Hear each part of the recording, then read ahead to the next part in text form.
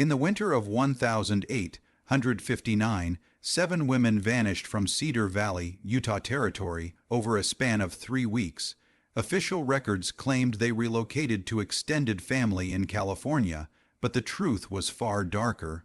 None of these women had relatives in California, none owned wagons, and no one saw them leave town. What bound them was a secret that could have unraveled the Mormon leadership in southern Utah and drawn federal troops into their sacred valleys. These weren't ordinary women. They were plural wives, hidden from government census takers, married in unrecorded ceremonies, and according to a journal unearthed in 1923, beneath the floorboards of a collapsed cabin, they had been selling information about weapon stockpiles to federal agents at Camp Floyd. Before we follow Sarah Petten and the deadly covenant that sealed her fate, the story of these women begins with the escalating tensions that made their existence a threat to everything the Mormon settlers had built in the desert.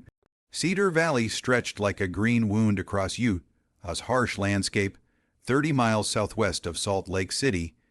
In 1859, this settlement of about 300 people was more than a farming community. It was a strategic outpost along the southern route to California, a place where travelers rested and territorial leaders monitored who passed through. The valley bore scars of recent conflict.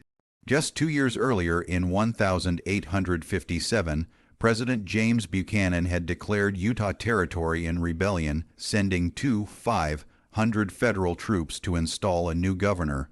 The so-called Utah War ended without major bloodshed, but tensions simmered.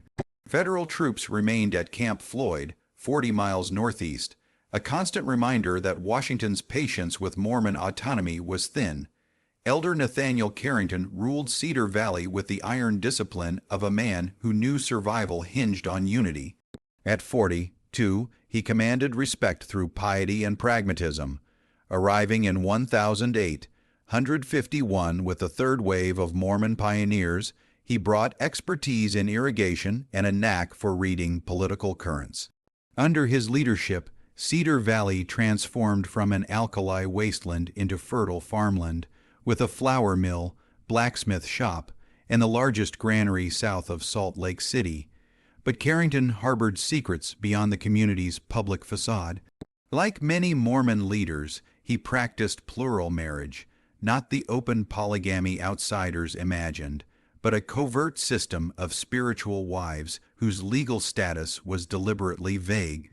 Sarah Petten became his fourth wife in a ceremony performed by traveling Elder Thomas Hagen in spring 1857, witnessed only by Carrington's first wife, Margaret, and unrecorded in any official document. At 23, Sarah, with fair hair and sharp green eyes, had joined the Mormon faith as a 17-year-old convert in Ohio. Her father, a Cincinnati newspaper editor before his conversion and westward migration, insisted she receive an education equal to a son's. This rare literacy beyond basic scripture reading, combined with her role as Carrington's plural wife, gave her access to information most women in the territory never saw. The other women who vanished that winter shared similar circumstances. Rebecca Dalton, 26, was the third wife of Samuel Brennan, who oversaw the valley's grain distribution. Catherine Fletcher, 19, was sealed to Bishop Jonas Whitman in a ceremony that violated territorial marriage laws. Mary Lou Kensington, 24, lived as the second wife of merchant William Harper, her marriage hidden from census takers. Elizabeth Fairchild, 31, was the plural wife of Daniel Crawford, the valley's unofficial postmaster. Anna Sullivan, 22, belonged to David Singleton's household, who managed supply runs to outlying settlements. Miriam Wallace, 28, was married to Joshua Wallace, who maintained the valley's arsenal and coordinated with regional militia leaders. These women existed in a shadow world, legally invisible yet bound by the same religious and social duties as their sister wives. They attended services separately, bore children recorded only in family Bibles, and maintained households that officially didn't exist. This invisibility, meant to shield them from federal prosecution, made them expendable. The winter of 1858-1859 was brutal, with snow falling by October and temperatures plunging below zero for weeks. Cedar Valley's isolation, normally a shield, became oppressive. Residents grew reliant on outside news, and federal agents began discreet inquiries about Mormon weapon stockpiles. Trouble surfaced on a bitter February morning when Samuel Brennan found hoof prints in the snow around his grain warehouse. The tracks, from at least 2 horses not shod by the valley's blacksmith, suggested riders had studied the building's exterior under cover of darkness. That evening, Elder Carrington convened the valley's leadership council in the back room of Harper's General Store. The 7 men, Carrington, Bishop Whitman, Samuel Brennan, William Harper, Daniel Crawford, David Singleton, and Joshua Wallace, formed the unofficial government of Cedar Valley. They had navigated grasshopper plagues, droughts, and federal threats, but this scenario was unprecedented. Federal agents are asking questions, Daniel Crawford reported, his weathered hands trembling. 3 men rode through Fairfield last week, posing as cattle buyers, but Mrs. Henderson at the boarding house overheard them discussing weapon caches and supply routes. They mentioned Cedar Valley specifically. Silence fell, broken only by the wind whistling through the log walls. The implications were clear. Since the Utah War, territorial law required settlements to maintain defensive stockpiles. Cedar Valley's arsenal, hidden in a cave system 2 miles southeast, held enough rifles and ammunition to arm a small army. If federal authorities found it, they could justify martial law across southern Utah. Bishop Whitman, his gray beard frost, covered from the ride, leaned forward. How could they know? Only family heads know the locations, and we've kept the women out of it. Joshua Wallace voiced their shared fear. Someone's talking, someone who knows enough to guide them but not enough to reveal everything. The discussion stretched past midnight, each man scrutinizing his household for breaches. They considered careless talk by boys, gossip among women, or observation by Gentile traders, but a disturbing pattern emerged. Daniel Crawford noted his wife Elizabeth asking odd questions about his Salt Lake City correspondence. William Harper recalled Rebecca Dalton inquiring about supply wagon contents. Samuel Brennan admitted his wife Rebecca showed unusual interest in storage facilities. "It's the plural wives," Carrington said, his voice a whisper. "They move through our homes like ghosts, hearing conversations, seeing documents, understanding more than we realized." The accusation hung heavy. These men loved their plural wives, risking prosecution to marry them, building their spiritual lives around celestial marriage. Yet their invisible status made them vulnerable to federal pressure and valuable as informants. Over the next week, the men monitored their households like counterspies. Samuel Brennan found Rebecca making regular trips to collect eggs near the weapon cache's entrance. William Harper discovered Mary Lou's sewing basket held a notebook with entries matching supply wagon arrivals. Elizabeth Crawford was seen talking to strangers in Fairfield. Catherine Fletcher knew guard schedules she shouldn't have.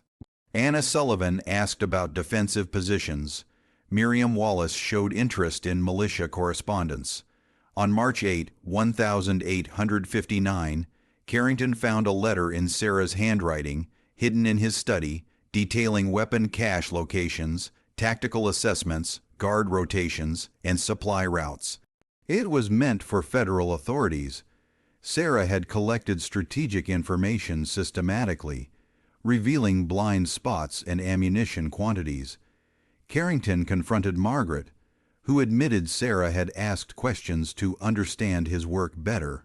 Margaret had noticed the plural wives sharing observations during separate religious meetings, forming an intelligence network born of their exclusion from official records. By mid-March, evidence mounted. Rebecca Dalton had sketches of the grain warehouse's hidden compartments. Catherine Fletcher listed community members with military experience. Mary Lou Kensington tracked supply deliveries matching federal reports. Joshua Wallace found $67 in federal banknotes hidden in his rifle stock, payment for intelligence. On March 18, the council met in Samuel Brennan's root cellar, 20 feet underground, insulated from eavesdropping. The plural wives' betrayal threatened military occupation.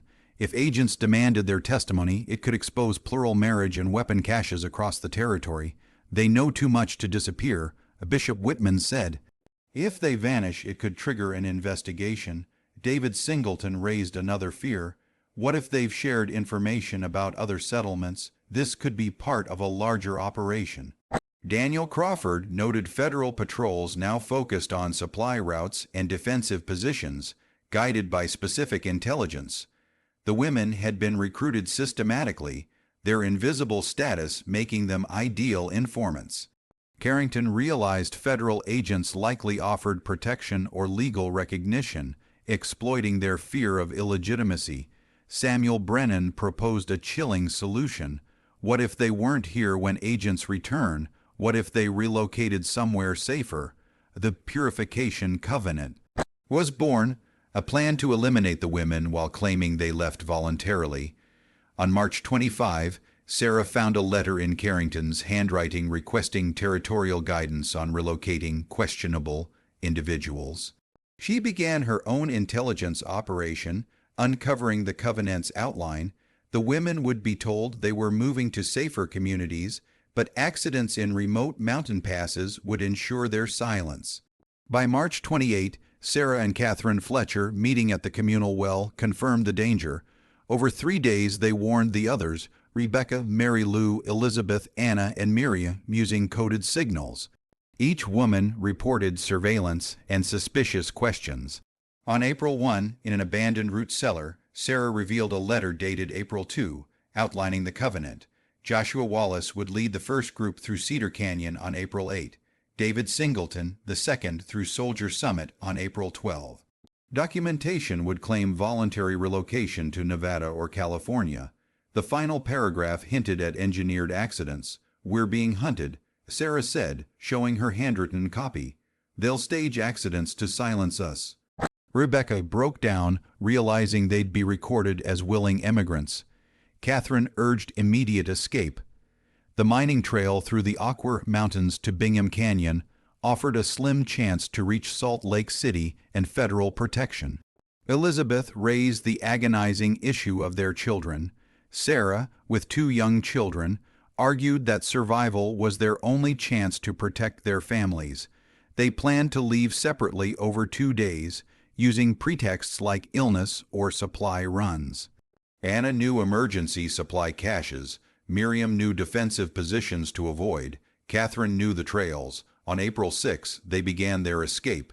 Sarah slipped out at 4:30 a.m. On April 7, meeting Catherine, Elizabeth, and Anna at an abandoned mining camp. Rebecca and Mary Lou arrived by sunrise, but Miriam never came. Catherine scouted and reported Joshua Wallace's house bustling with community leaders, suggesting Miriam's absence was discovered.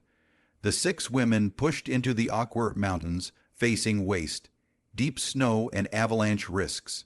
Pursuers on horseback trailed them, forcing Sarah to reroute through a longer, more dangerous path to Park City. On April 9, Elizabeth collapsed from exhaustion. Sarah stayed with her, urging the others to reach Salt Lake City and expose the covenant. Catherine, Rebecca, Mary Lou, and Anna pressed on but were intercepted on April 11, 15 miles from their goal. Their bodies, found the next spring, were deemed victims of exposure. Sarah and Elizabeth survived in a prospector's cabin until late April. Sarah's final journal entry, dated April 28, 1859, read, "Elizabeth passed this morning, peaceful. I have 2 days of food left. The snow melts, but I'm too weak to continue. If anyone finds this, know we weren't traitors, just women made expendable by our invisible status." Official records claimed all 7 women relocated to California.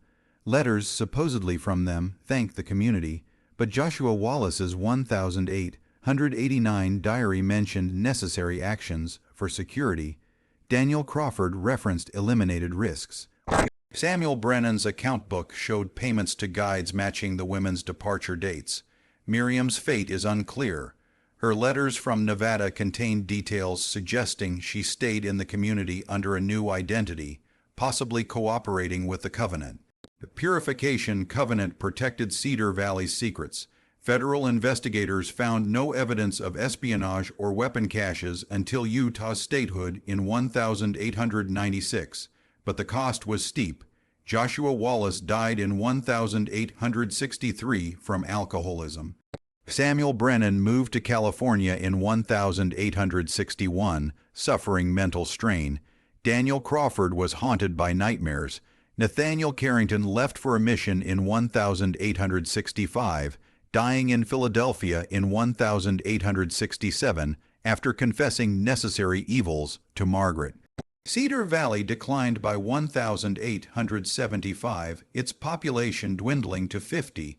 The 1923 discovery of Sarah's journal and a 1934 find of personal items in the church hinted at the truth. In 1961, maps in Samuel Brennan's warehouse, marked with red ink next to dozens of plural wives' names, suggested a broader pattern of eliminations from 1,858 to 1,862. These women, invisible to the law, were erased when their knowledge threatened power. Their story raises questions. Were they pawns in a federal scheme to destabilize Mormon authority? Are more secrets buried in Utah's mountains? The truth, like the women, remains lost to history, a chilling reminder of the cost of invisibility.